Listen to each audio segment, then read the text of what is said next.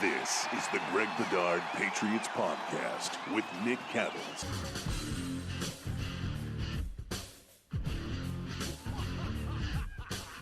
Hey everybody, welcome to the Greg Bedard Patriots Podcast. We have another draft podcast installment with Kevin Field. Sorry, I always want to add the S, Kevin. I'm sorry about that. The NFL draft analyst for BSJ. Kevin's been doing a great job all year. He had a very strong podcast debut, so we had to quickly bring him back before he starts traveling the globe and closing all sorts of big business deals for his business. But Kevin, how we doing? Did you survive the initial foray into the podcast? Yeah, thanks, Greg. I'm happy to be back. Happy to be talking to the listeners today. Enjoyed the first chat, and I'm glad it had a strong reaction. It's great.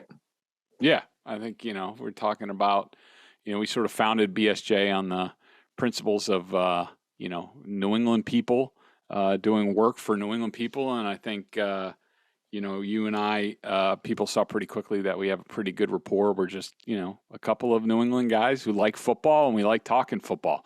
And Kevin's a master of an area where I'm weak. I've never been strong in the draft. I readily admit this. I'm too busy during the football season with the team I'm covering to really worry about the draft. I like the draft, and I'm certainly catching up, thanks in part to Kevin's work. But Kevin is the expert around here. I think he's doing a really good job, and he knows what he's looking for. Kevin, we sort of did an overview on the last podcast. Let's sort of look at the offensive side of the ball. I know you haven't gotten to all your draft capsules in terms of, I think you still have running backs and maybe quarterbacks, which, I think you're sort of leaving some of these till the end because not the biggest needs, even though I do think running back is, I wouldn't be surprised if they came out with a running back or at least a undrafted free agent running back, considering Damian Harris is going into the final year of his deal. I think they have Ramondre Stevenson, so no reason to overextend.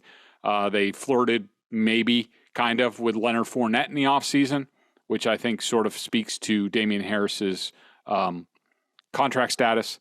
They have, James White's coming back from the hip. No one knows what they're going to get out of him. They have J.J. Taylor, sort of an enigma that we're waiting to bust out. So we will touch on the running backs and a little bit on the quarterbacks. I'll be interested to hear if Kevin's got a prospect, sort of like, the next Garoppolo or next Jarrett Stidham, like the next guy, if they're not enamored with Jarrett Stidham in this training camp. Maybe they bring in another guy to sort of could be the eventual backup to Mac Jones, that sort of thing. But Kevin, let's start with offense in general. Give us a big picture sort of overview of this offensive talent class. What do you think of it overall? Where is it deep? Where is it a little skinny on, top tier talent? What are sort of your thoughts on that? Yeah, totally. So it's a deep draft overall, but of course there's pockets that are deeper than others. So let's cover the positions quickly, and then we can dive deeper throughout the rest of the podcast. Quarterback, not deep. There's maybe 3 QBs that go round 1, and candidly, they're going to get overdrafted because of the position. Then there's another 3 guys there that will get drafted probably in the second, third round, and then there's a cliff, right? And so it's not even a great draft if you're looking for late round depth pick, which the Pats could potentially be looking to bring somebody in like that. Running back has good depth. I would say that there's not one first rounder. It's really an eye of the beholder type draft, but like I would say I have different rankings of the top 5 running backs than maybe somebody that you might read like a Kuiper or Mache. But there's plenty of kids out there that day 2, day 3 that can contribute at the next level. Not necessarily all pros, but certainly players that can contribute. I think when we talk about the running backs, we should probably actually dive a little deeper on the pass catching running backs. Yep. There's 4 or 5 kids there that I think will be available in the middle rounds and could contribute to the Pats. Wide receiver, depth, right? Just how the college game and the pro games have evolved. There's value on both outside and inside receivers. I think we all agree that that's probably an area the Patriots try to target at some point if the board breaks right for them. Tight end is not a good top end class. Like we saw Kyle Pitts last year, all pro type potential talent. You're not going to see that in this class, but you will see in that middle tier.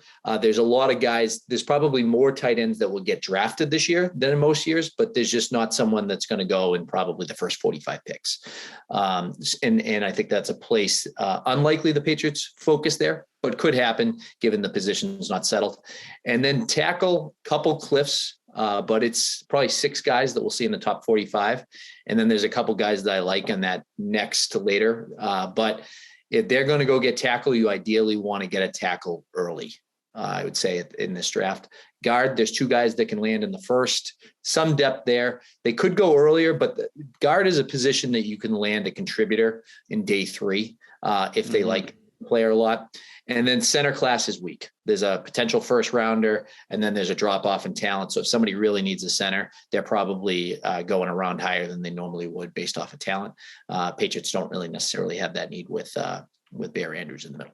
That's weird. It seems like, and I'm sort of losing my place as far as I remember the year that is it Cesar Ruiz who the Saints drafted, who I think plays now guard. I remember that year because I think Andrews was going into a contract year, and maybe and he was also coming off the illness. And I remember writing they might need to address center, and it was like, all right, there's I saw 2 real centers in the draft, and I don't know how last year was. I don't recall. Now this year, man, it's weird. I don't know.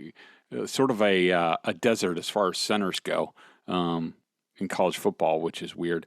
Let's start off with the tackles because I think we've all sort of settled on the Patriots need to draft a tackle in this draft. That would be nice. We'll skip over Neal and Ekwonu from NC State. Those guys are going top 10, if not top 5, for sure. And then, we touched on these guys, but the potential first rounders, if the Patriots were to get one at 21 or possibly trade up a little bit, you're talking Charles Cross from Mississippi State, Trevor Penning from Northern Iowa, who they had in for a top 30 visit, and Bernard Raymond from Central Michigan. You're talking about, Cross is 6'5", Penning 6'6", Raymond 6'6". We're talking about some big dudes here, huh, Kev? Yeah, really, really big kids.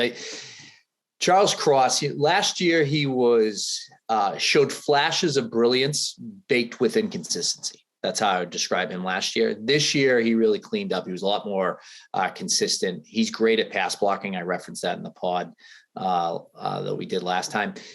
He had 16 pressures on 719 snaps. Right, only 1 sack. So the kid's a really good pass protector that you could put on the left side. He's nimble out there. He's a good athlete. He's really good at mirror, really good at anchor. He's got the strength to stunt defenders. I think that he'll need some work in the run game, but you're drafting a left tackle out that high to protect Mac, right? If you feel that he's the guy. Mm-hmm. The best comparison I think I have for him is probably Laramie Tunsil, the kid that plays for the Texans. And Tunsil was picked, I think, around 12. I think he actually dropped. But he's a same type of a player that could fit into that mold. And so you'd feel good if you got Cross. And some people think Cross could end up dropping to within the range. The Pats might have to move up to get him, but would be within range.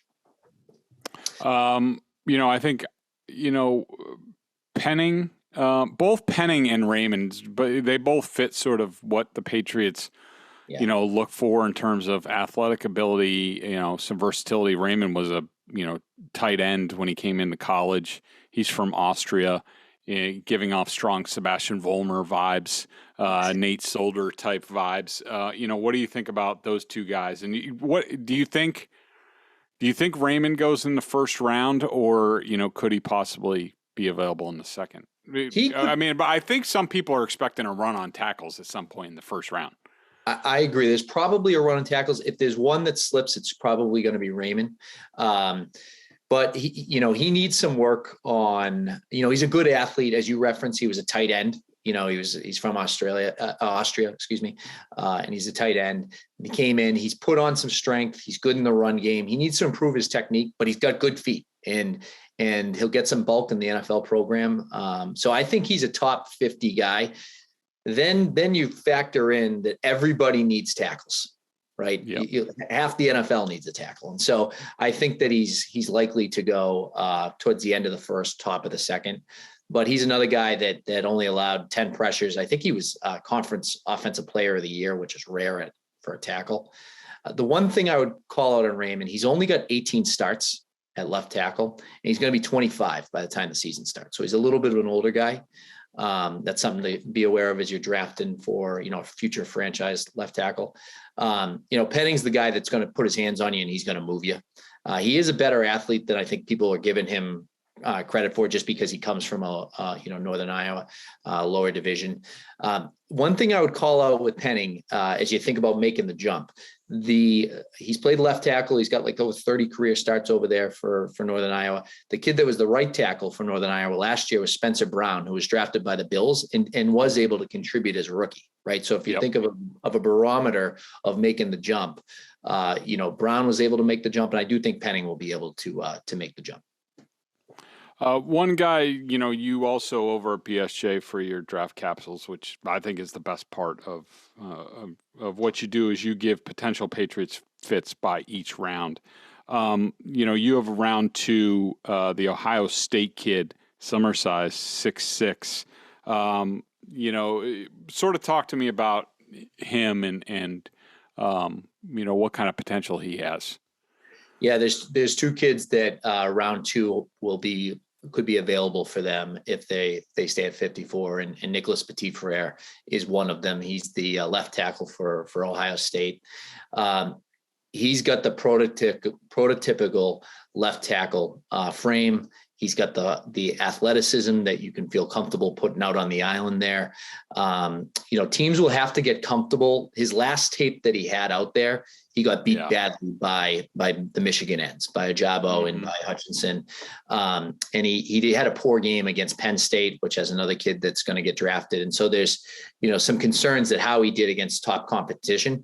If you watch the rest of his tape, though, he was very, very, very effective. He started there for a long time. They actually had the left tackle that was a 3-year starter previously, moved over to guard to move Petit-Frere over to left tackle this year. So that tells you what Ryan Day and his staff thought about him.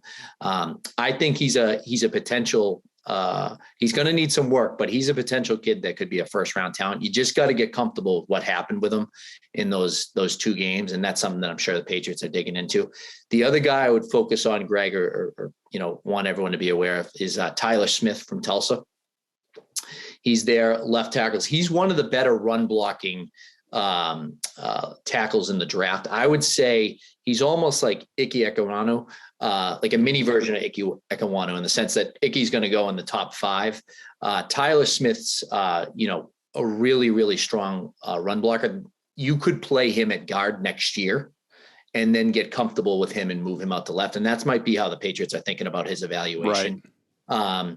I have, if you played him at left tackle, I have some Greg Robinson vibes, which I don't love. Right. Yep. But he's a power run blocker. The one thing where I think he falls to the second round, he's got too many penalties. He had 16 last year. And that's something that of course the Patriots don't love. So, but he's a guy to also keep an eye on. And then there starts to be that cliff. Yeah. What's interesting that you brought up about Petit-Frere in terms of his matchup against draftable guys. One tidbit for people, Bill Belichick and his people absolutely put a premium on watching film with guys against, guys, how they played against guys who are currently in the league or will be in the league. They put a humongous emphasis on that. So maybe that's not the greatest news for Petit-Frere. If there's a guy sort of later on, Kevin, at tackle that, has a lot of upside that the Patriots might look at and say, all right, well, he needs a lot of work, but the potential's there, or he needs a lot of work, or maybe he's injured, like we saw, like Yadni Kajust when they drafted him in. Didn't they draft him in the third round? Holy cow! In the third round, he was injured coming out of West Virginia, but the film was really good. I see why they drafted him there. It hasn't worked out yet, even though I still think he has potential. The kid has. When he played last year, he showed really good feet, and I know he opened eyes on the Patriots coaching staff. He's still very raw and needs a lot of work, but I think they were impressed by what he did last year, even though I'm sure a lot of fans watched him play, and he gave up like a sack and a couple other things, and people are like, "Oh, this guy sucks." But the bones were there. Is there a guy later on that you say, all right, if they were making a future bet upside, who would the guy be? Yeah, one guy I love is Dare Rosenthal from Kentucky. He's 6'7". He was a lot lighter than he should have been, I think, at the combine. Showed tons of athleticism, but he was 290. So he's got to play it closer to 320, 325, which he has been in the past. But he's the type of guy that I want a left tackle that you can put out there on the island. Big guy, long arms. That's the ideal frame if you're drafting a development prospect. And I always thought, watching him, Kennard is another kid from another tackle from Kentucky that gets a lot of press. And I always thought he was better than Kennard. He's got good agility. He's good on the move. One thing for the Patriots that they will dig into, it may take him off their board, is he had rule violations at LSU that forced them to suspend him at one point, and then he left LSU. So he might actually be off their board. But the tape and what I see, I like him. Three of the guys, I won't go into the same depth, but Luke Tenuta from Virginia Tech, 6'8", 320. Father was a coach for 40 years. He's got the length, the smarts, the awareness. Obina Easy from TCU, 6'6", 321. And then there's a couple other guys, Vidarian Lowe and Zach from Illinois, and Zach Tom from Wake Forest. Those are guys that could be late depth pieces that you could move around the line of scrimmage, guard, center, even if you needed to. At guard, I don't see the Patriots. I would have a hard time seeing them taking one at 21. Now, could I see them if they trade out of 21 and sort of to the bottom of the first, top of the second sort of thing? Could I see them, going with a guard then? Yeah, I could.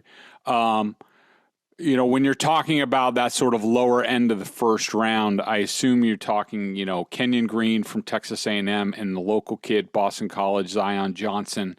I think you prefer Green a little bit more. Can you sort of discuss those two guys? And, do you think both will be on the radar for the Patriots? I think both will be on the radar. I agree with your assessment of how they would evaluate a guard. You can go back from 21 if you want to get one of those guys. They're close, a little bit of the eye of the beholder. I like Green a little bit more because he's bigger. He's got 35 career starts in the SEC. He might even actually have over 40 career starts. He's really good again on the run. He's a power blocker. He's an athletic guy. He's played all over the line of scrimmage. And so that's something the SEC coaches, voted him all conference a number of times. I compare him to Elijah Vera Tucker from the Jets. I think that's probably good comp for him. Zion is a great kid. Zion's a kid that's going to fit in the locker room really well. He's well built. He's shorter. He's only 6'2", 312, but he's thick and that base is strong. He's got a lot in the trunk there. BC played him at guard, then moved him out to tackle, then back to guard. The best comp for Zion, I think, is Shaq Mason. And, good athlete. He's a learner. He's a leader. He took snaps at center at the Senior Bowl just so teams could see him do that. Teams loved him at the Senior Bowl. He's going to win an interview. He's got almost 3,000 career snaps. Like he's a kid that the teams love, partly because of his personality. So when we get into, sort of later rounds, probably, prime time, area for the Patriots, if they say, we need a better guard option. I mean, they have Yasir Durant, who they traded for last year. I don't really see Justin Herron as a guard. I think he's mostly a tackle. I thought they could have gotten by with him at right tackle, but they brought back Trent Brown. We have Durant. I don't think he's a guy that they want to give. They don't want to cross-train Durant. He's got enough. I think that I could see him being the main backup at right tackle, sort of trying to develop him because you never know what you're going to get out of Trent Brown. Train Justin Herron as the backup at left tackle because you go with those two tackles, you better have options and guys ready and trained up because you don't know when they're going to be on the field. So I think they're a little bit. I mean, they got the guy from the CFL. I don't know if I don't know. You're a nerd. You're a talent nerd. You probably no. You didn't watch any film on the CFL guy. Come on. Gonna have to cut so many hours in a day. Yeah, I know. But Drew Desjardins or something, and then some guy named Arlington Hambright, and then of course they have the William Sherman kid who they drafted last year who was god awful in training camp. They cut him. They brought him back on the practice squad. You never know. Yes, he was god awful as a rookie, but you never know. Guys improve, and sometimes they need a reset. So we'll take a look at young William Sherman in OTAs and stuff like that and see if maybe he's popped in a year. That happens with these guys. You don't write off these young kids too quickly. If the Patriots were looking to plug left guard later on in the draft, whether it's third, the fifth round, or what have you, who are guys that you look? Who's a couple of guys that you look at and you say, I see Patriots guy? Yeah, totally. So if they go a couple guys that late second, third that they would look at, I won't dive as deep on, but Sean Ryan from UCLA, he played left tackle, but he's a guard at the next level. When I watched him play, and I kept thinking Matt Light came to mind. Ed Ingram, who's a guard, played a lot in the SEC at LSU, and Jemery Salyer, he was left tackle, a very similar build to Isaiah Wynn, and he'll be a guard at the next level. Those are guys that are going to be, I think, guys that they'll do a deeper dive on. If we're talking day three guys, two guys I would call it Marquise Hayes from Oklahoma. I think he's a guy that lands somewhere on between 4 and 6. But he's a big kid, 6'5", 318, good combination of size and athleticism. And he's a true guard when he gets his hands on you. He's blocking you. It's as simple as that. Needs some technique and body control issues, I think, that need to get cleaned up. Let me ask you a question real quick. If they move Owenu to right guard or one of the guard spots, which we think they're going to do. I mean, Owenu's good. He's got good feet for a big kid. But to me, they really lack a puller type, a really good puller, a really athletic guy who can get downhill and sort of blow people up. Is there a guy that sort of stands out to you in that regard? Yeah, there's this kid, Luke Godecki. I don't know if I'm getting his last name right, but also from Central Michigan, played tackle opposite Raymond. He's a former tight end at the D3 level, and then he moved up to Central Michigan. But because of his arm, the thoughts he's going to be a guard, and he'll put on some more bulk. But he's a guy that's athletic. Another move guy that if you're thinking about, hey, we want a guy that is good in the screen game, good on the run. Dylan Parham from Memphis is another guy who was a tight end, defensive end, moved to a line, and is athletic. Those guys inherently. The kid from Central Michigan isn't short, but typically those guys tend to be a little bit shorter, which the Patriots have been comfortable before, right? Mm-hmm. Shaq Mason is 6'1". So, definitely part of their evaluation is somebody that can block on the move. So Kevin, I've started to tip my toe into the draft waters, and I've, started with receiver because I do think the Patriots have some interest in getting somebody. And we talked about they don't have any receivers signed by 2023. Yep. And, you would love to have a guy that you can bring in with Mac Jones and sort of pair him with him. I wanted to ask you, because I was listening to Chris Sims's podcast the other day, and he had his top 5. He's often unorthodox, but I think he's pretty good at what he does, and he knows what he's looking at in terms of talent. I found it very interesting, and I wanted to get your reaction, that Chris Olave is sort of like a, borderline top 5 type of guy in terms of at the receiver position.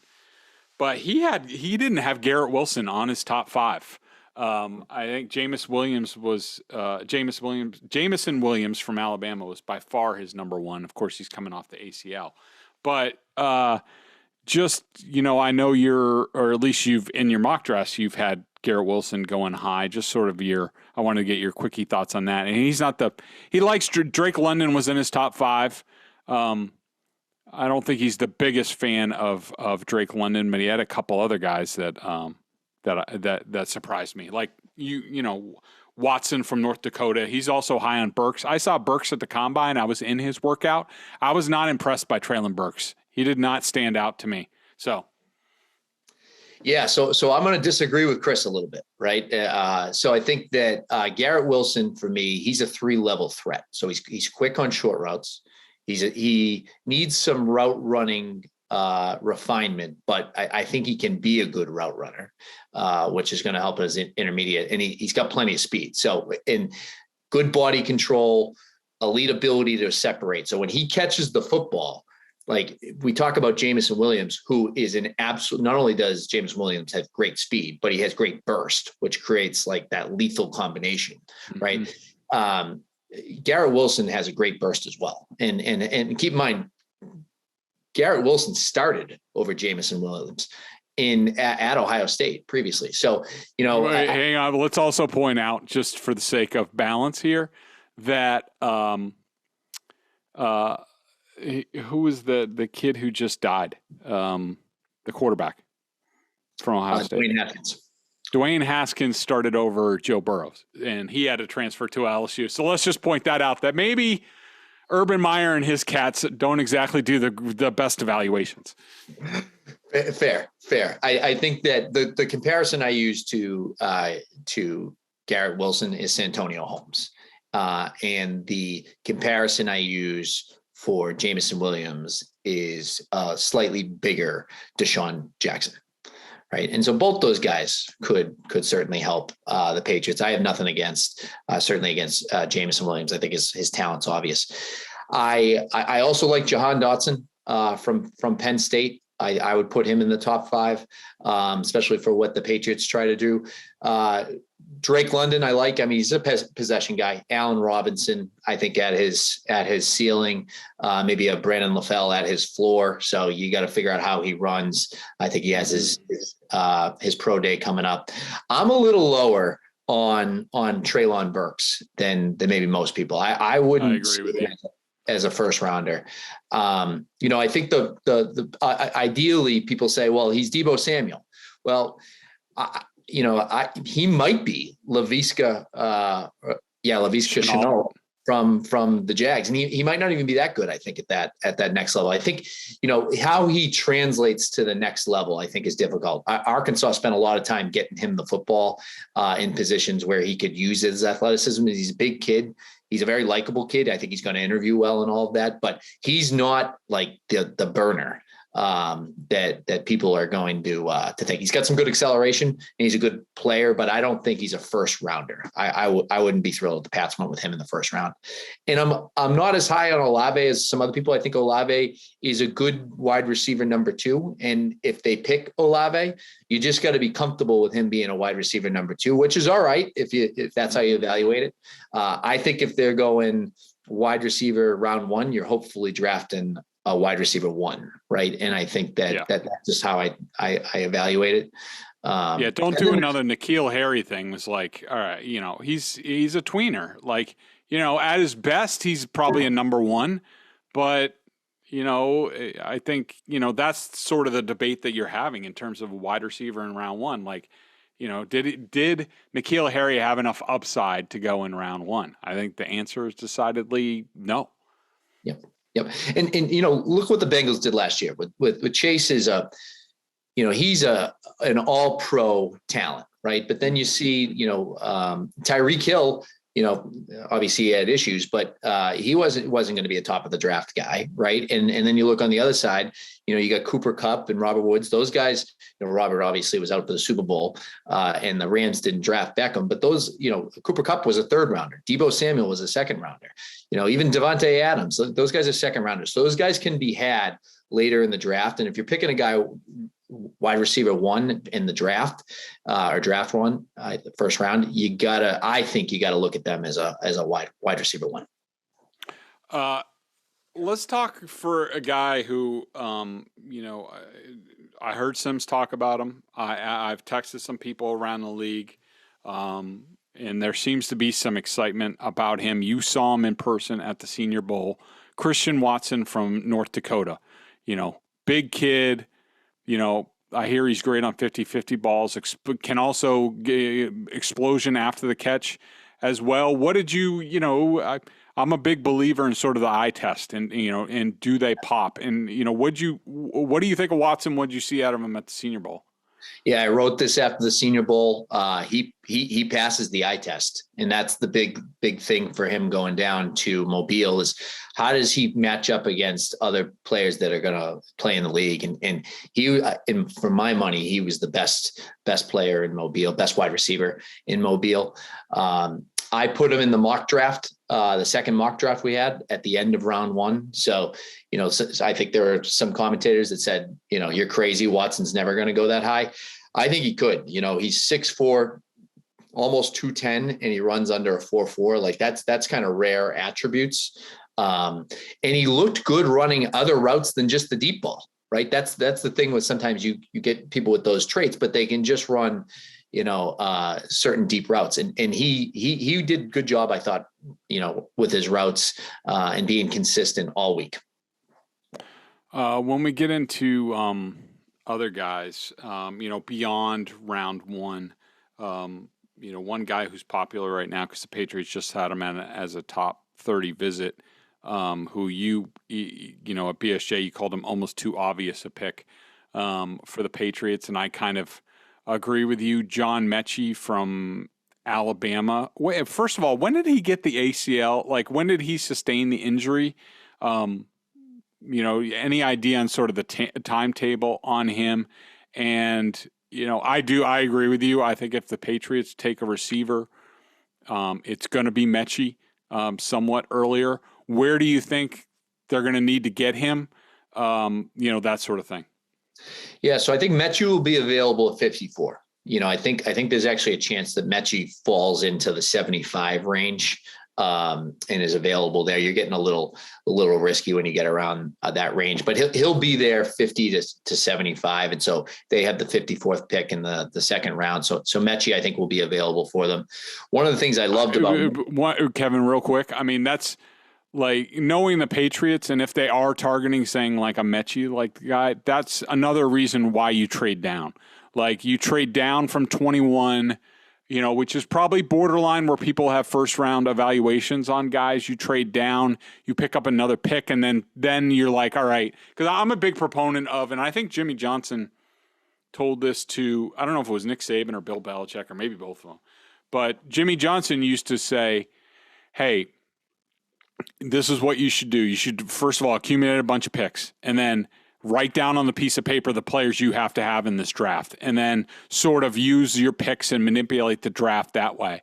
And if I'm the Patriots and I'm saying like I want a Mechie and maybe we can get a tackle at the end of the first, and then with the other picks, trading up for a Mechie, keeping it open and making sure you get that guy because he does have a relationship with Mac Jones. Jamison Williams does not, even though, let me just add, because I don't really think we're going to talk about him, because I don't think they have a shot in hell at Jamison Williams. Even him coming off the ACL in the national championship game, he probably won't play much at all this year, maybe towards the end of the year. But to me, he's at the most, he's going 15th or, somewhere in that range. He's not getting by 15. He might be a top 10 pick. I would not be surprised if somebody takes him in the top 10. He's that good.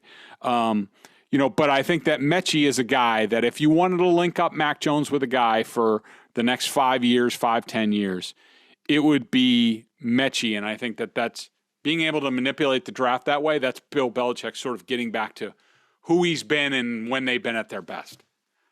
I 100% agree with that. One of the knocks on the mock draft that I had that I would actually agree with is I didn't have a wide receiver. right? And that's just how the board played out when I was making those picks. They won't let that happen to them. That's where they'll leverage the picks to go up, and if they see somebody that they like, they'll go get them or move back to get capital and then use that capital.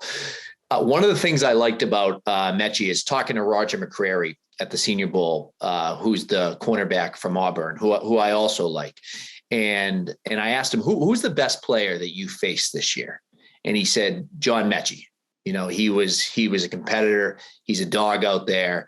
We just went at each other's throat. And I had a lot of respect. And of course that's playing at a high level of competition. And he played against Jameson Williams, right? That he was on the other side of the field. So I like Mechie. He's a good, solid player. He could be challenged with some, physical corners given his size, but he's very competitive, great work ethic. I think he's a good pick. The other kind of slot guys that I like, I start to get into, Wendell Robinson from Kentucky. He's got a little bit of Percy Harvin to him, I think. And they'd have to, use him as a weapon. Not the biggest cat, but, he broke over 20 tackles last year, over 100 catches. He's a really good player.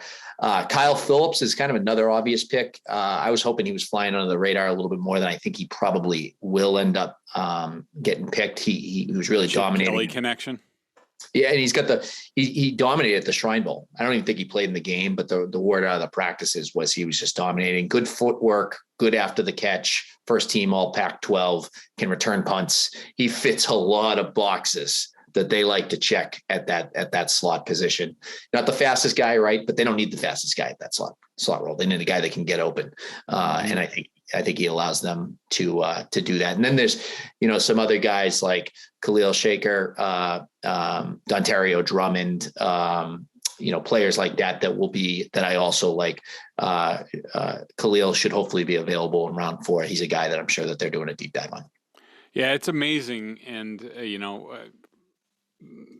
I'm hoping that it comes to an end here, Kevin, but I've been saying for 2 years, the draft is deep with receivers and the Patriots don't come out with anybody. But you just look at these guys, whether it's, Mechie or Sky Moore or Wandale Robinson or Shaker or Kyle Phillips. And then, you even have a guy like, Bo Melton from Rutgers, George Pickens from Georgia, sort of an iffy guy, but, we know how Bill feels about Georgia guys. And if he gets the word from Kirby Smart, there are guys just all over this draft. Undrafted guys, not Slade Bolden. I am not, he ends up here as an undrafted free agent, but I was in his workout at the combine. I did not think anything of him. He did not hold his own, but it's just, this draft is just littered with Patriots type of receivers, guys who you think have a chance to really pop here and could really boost the athletic, quotient on this offense, down the road, especially with, like we said, no receiver signed past 2023. This would be a perfect year for them to double dip at receiver sort of in the middle rounds where you can get 2 different types of receivers and develop them with Mac Jones. I almost want to start weeping because it's just dude, Bill, just take 2 of these guys and give them to Mac and let's see how they grow. The Brady days are over where Brady, would give the guy the stink eye and you never hear from him again. Mac is a different dude. He's going to work with these guys tirelessly to bring them along, even if they're struggling. They have to get 1 or 2 guys out of this draft, don't they, Kevin? I think so. I think they'll get probably 1 in the draft, and then you're going to see them target some guys undrafted. You referenced Sky Moore. The comp for him in my mind is Golden Tate. Really good after comp. Yeah, he's I think he broke more tackles last year than any wide receiver, and the kid's 5'9", so he plays really strong, just like Golden did.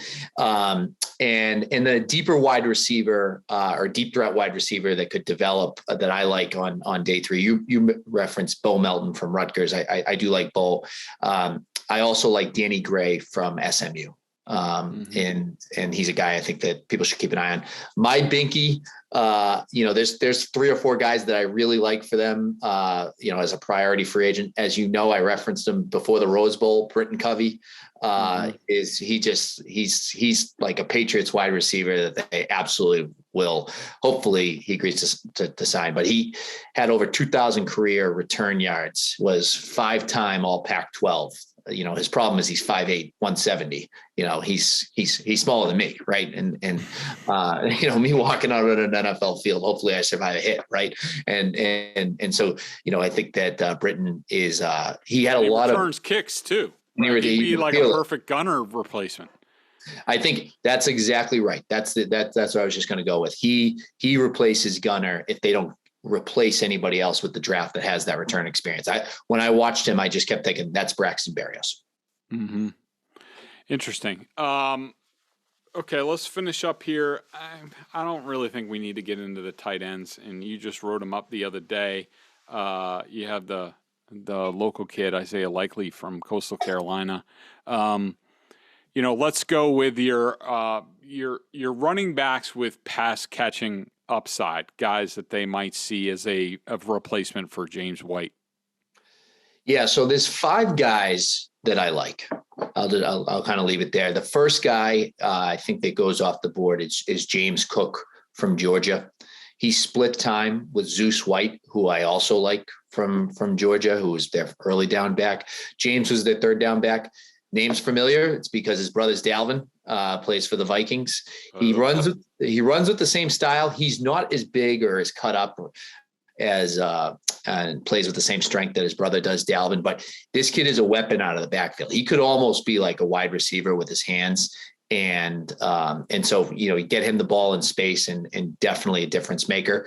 I think this offense can use that. I think when this offense has been at its peak, they've had, elite third down backs that get you first downs and can get extra yards. And so each of these next guys, I think, give you that element. The second By the guy, way, Kevin, don't let's not make the same mistake from Georgia again and take the Sony Michel to Chubb. Can we not do that? You start saying Georgia running backs and splitting time type of thing, and I'm having flashbacks. I just had to say that. That's totally fair, and agreed. I think we all have that same tinge of sadness. The second guy I like is Kyron Williams from Notre Dame. He ran a slow 40, but I don't actually get, James White probably doesn't impress in the 40. Right. Kevin Falk wouldn't impress in the 40. He's not very big. He's only 5'9", 195, but man, is he a tough player. He broke almost 60 tackles last year. One of the things that I really like about him isn't just that he catches the ball, he pass blocks. Patriots are going to love that. He's a tough kid. He's a captain. He reminded me of Kevin Falk when I was watching Notre Dame this year. I think he's probably a third, more likely a 4th round guy. Tyler Batty from Missouri, another one who's, small in the smaller size, right? 5'8", about 200 pounds. He was all SEC as a freshman. And then this year he was first team all SEC, led the SEC in rushing. I think he was 3rd in the country with 1,600 yards. And he's not a big kid, but he's quick inside. He even though he's, has that size that isn't, typical NFL size, he does a good job falling forward. I think his question mark is blocking, pass blocking, which is very important to the Patriots in their evaluation with third down backs is this person going to protect Mac? We don't want to stick him out there. And that's why Bolden was out there blocking on third down, right? Is you can trust Bolden out there. And now that Bolden's gone there, I think they really have a need here. Last guy I'll call out is Jerrion Ely from Ole Miss. I think he's all-purpose style player. When I was watching him, he had a little bit of Kadarius Toney, I felt, to him. Ole Miss found ways to kind of get Tony. The ball. And he didn't run the fastest time, but when you watch him in the game, he's moving by people. I see him definitely as a third down back, but worth noting, he was also drafted by Major League Baseball. I think he was like a picked by the D-backs, if I'm not mistaken. So he's a good player. I think he goes later in the 3rd round, unless some team kind of loves him, and that could happen. And the last kid won't go as deep, but Ty Chandler from Tennessee, or excuse me, from UNC, started his career at Tennessee. Let's finish up here with quarterback. Okay. Kevin, you ready for this exercise? Okay. You ready for this? All right. I want a smart kid, quick decision maker. I want a quick release, decent enough arm, and I think I'm good with that. Who you got as a potential Patriots quarterback prospect? So if we're going on your metrics, I would say Bailey Zapp from Western Kentucky. Good accuracy, quick release, better arm than I expected at the Senior Bowl. He's 6 feet, 215, so I'm not drafting. Oof. So, I want to, so I think the guy that the Patriots, look for anybody, and he might be there as a priority free agent. And this might just be the local guy that sticks with other local guys type thing. But that is EJ Perry. He's a kid from Andover. Yep. He was, Globe High School Player of the Year and set some records in Massachusetts. He went to BC and then wasn't playing, so he transferred to Brown. I think his uncle's head coach over at Brown. But the thing that hurt EJ is he played well in 2019, and then the Ivy League didn't play in 2020. Right. And so, he came back this year, had a good year, all Ivy. He was MVP of the Shrine Bowl. He's a natural leader. That's the word on him. He plays with good awareness. But with anything that you'd find in day 3, arm strength, not great, accuracy, not great, mechanics need work, et cetera. He had, Greg, this is going to make you say, but he had 27 INTs over the last 2 years that he played. So that's in the Ivy League. In the Ivy League, right? But I think that ideally, you get him in the camp and bet on his competitiveness and bet on some of his traits. He also ran a 4.65, and there could be an element like Hasselbeck back in the day when he was running special teams for BC before he became the quarterback for them, where he could try to do other things to make an NFL roster. I wouldn't necessarily put him like the kid from the Saints, but he's faster than you would expect. I wonder if this Perry, look, it's a pretty common name, but like there's a guy who, and I'm not sure where he's now, but John Perry, who was a long-time Bill O'Brien confidant, has been with him all over the place. He's another Andover native. I would assume this is the same family. I think he also had a Brown connection. I did see him. He's on another coaching staff right now. I forget which one it is. I think he might be coaching college ball. But, the Perrys are very steeped in New England football. They've been, all over the place. And, yeah, I mean, that interception thing really kind of spooked me, but he does have, he might be at Sam Houston State. Yes, yeah. I like the traits. I think at quarterbacks, it's the hardest traits to sometimes measure are the ones that are most important. And the word on Perry is he's got some of those, right? And so if you're looking for a priority free agent to bring someone to challenge Stidham, I really like that. One last guy I want to add, we're moving on to running back that I should have brought up that I have a biggie crush on, to use your wording, is Abram Smith from Baylor. Kid played linebacker, right? Last year before he became a running back this year. So he's, I look at him as like the potential Brandon Bolden replacement. He's not necessarily a third down back, but he's 5'11", 213, tough kid. That whole program said, this is the kid you want if you're in a battle. I thought he had better hands at the Senior Bowl I expected, but he had 1,600 yards rushing this year for Baylor. Averaged over 6 yards a carry. And 12 TDs. He was one of the best players on that team, and they ended up going to the Sugar Bowl. So he's a guy that he's a traits guy. When I was watching them, I was like, oh, Patriots are going to love this player. Yeah. Well, let's get on to the BSJ member question of the day. If you have one, get on over there, $39.99 for the year. It's nothing. It's not even a cup of coffee a day. Plus, you got the Celtics are going into the playoffs. You have the Bruins going into the playoffs. You got the NFL draft. Kevin's doing his thing. My coach's film. You got the Red Sox going with Sean McAdam, who you have to read on the Patriots. So get your asses over there and subscribe already, and join us. And plus, you have the member Q&As and stuff like that. And by the way, we got to get Kevin up on another Q&A. Anything either that you heard from the readers, the listeners in the past couple of days since the podcast, anything you want to clean up or address or what have you? Yeah, well, we had one in another Q&A, I think, given that we were talking about the receivers. One Dr. Doug had asked, Kevin, why have the Patriots been so bad at drafting wide receivers? Is it scouting level, management, Bill?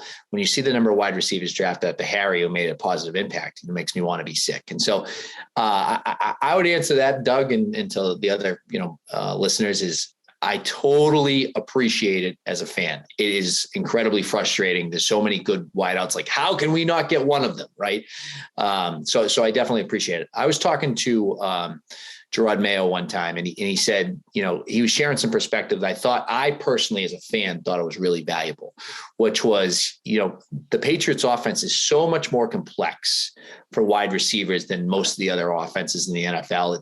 It's coverage and read dependent, not to mention timing. So many of these guys have the physical skills, but it's difficult to get aligned previously with Tom or now with Mac, reading the coverage as it's evolving at the same time. And so there's lots of trust there, obviously football intelligence there, not to mention the quickness and being able to break off routes and things like that. So it's even been hard for vets that have come in and haven't been able to adjust, even though they have plenty of the athleticism and the experience. So it's a difficult evaluation given their offense. And I think that gave me more appreciation for why they haven't necessarily hit on some of these guys. Hopefully they get one in this draft and they are able to hit. But something that I think stuck with me after that conversation. Yeah, I mean, I agree. I mean, and you could see it. I could see it on the practice field, even on the film with some of these young guys. Like, there's so much. Everything is dependent on what the defense is showing before the snap. It can change after the snap. You have to be on the same page with the quarterback. And so, like, you could see guys who are, not used to it or a little bit challenged, like basically thinking themselves through every play. And when you're thinking as a player, your feet really aren't moving and you're playing slower and it can be tough. It could definitely be tough. And I think you look at the receivers that have worked for them, especially the drafted guys like Deion Branch and David Givens. I remember doing a study about this topic, a long time ago, I think back in my Globe days. We were even talking about it back then. But those guys had very high Wonderlic scores. And I don't think, in some of the guys who didn't work out here, who you thought were going to work out here, not the highest Wonderlic scores. And to me, there's a very big correlation. Like, if I'm the Patriots, I'm looking at, first of all, I'm going to have a cutoff in terms of Wonderlic. And then, all right, get the best athlete in that group. Get the best athletes in that group and see what pops. To me, that has worked well for them. Kevin, I appreciate this. Safe travels. We will see you next week. He's Kevin Field, BSJ Draft Analyst. I'm Greg Bedard. This has been the Greg Bedard Patriots Podcast.